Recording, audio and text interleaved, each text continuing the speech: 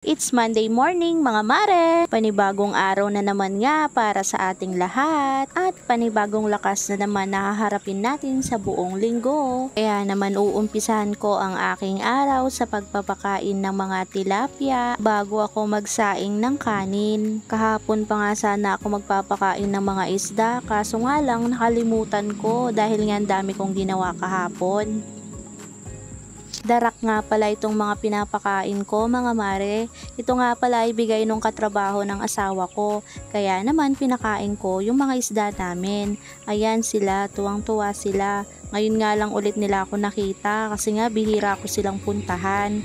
Malalaki na nga pala sila kaya nga sarap-sarap nilang ulamin. Pero nakakaawa nga kasi nga alaga nga namin sila. Gusto nga namin mas dumami pa sila.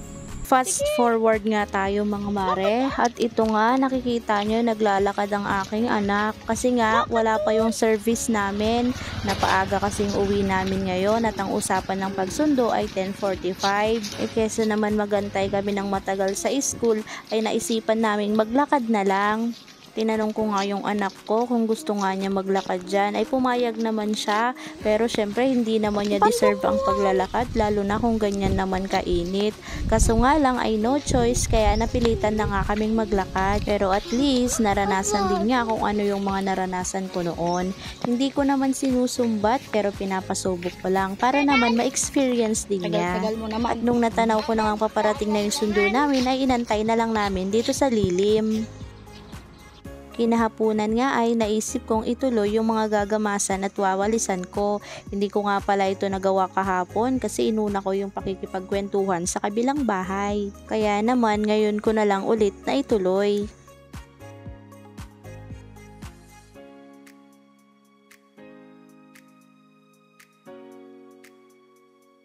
Pagkatapos ko ngang magwalis at maggamas sa labas ay ito namang hapunan ang aking ginawa. Magluluto nga pala ako ng adobong karne ng baboy. Request nga ng asawa ko ay adobong isaw nga sana. Kaso sabi ko ito na yung naipabili ko kay kuya. Kaya naman ay ginisa ako ito sa sibuyas at bawang. Nabubulol na ako kaka-voice over mga mare. Nung matuyo na nga mga mare ay nilagay ko na nga itong mga carrots at mga patatas. Naglagay na rin ako ng mga sangkap tulad ng paminta, magic sarap, toyo at kunting oyster sauce. Nakita nga nung anak ko na nilagay ko yung carrots at patatas at mukhang na-confuse na naman kaya ito na naman.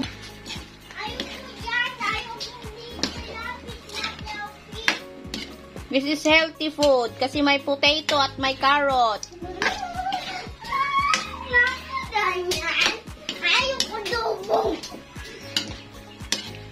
This is sarap. Siwag. Pero sarap naman siya mga mare nung pinakain ko na. At naka-take 2 pa nga. Kaya naman kung umabot nga kayo sa videong ito mga mare, ay paki-like and share naman po. Maraming salamat po sa panonood.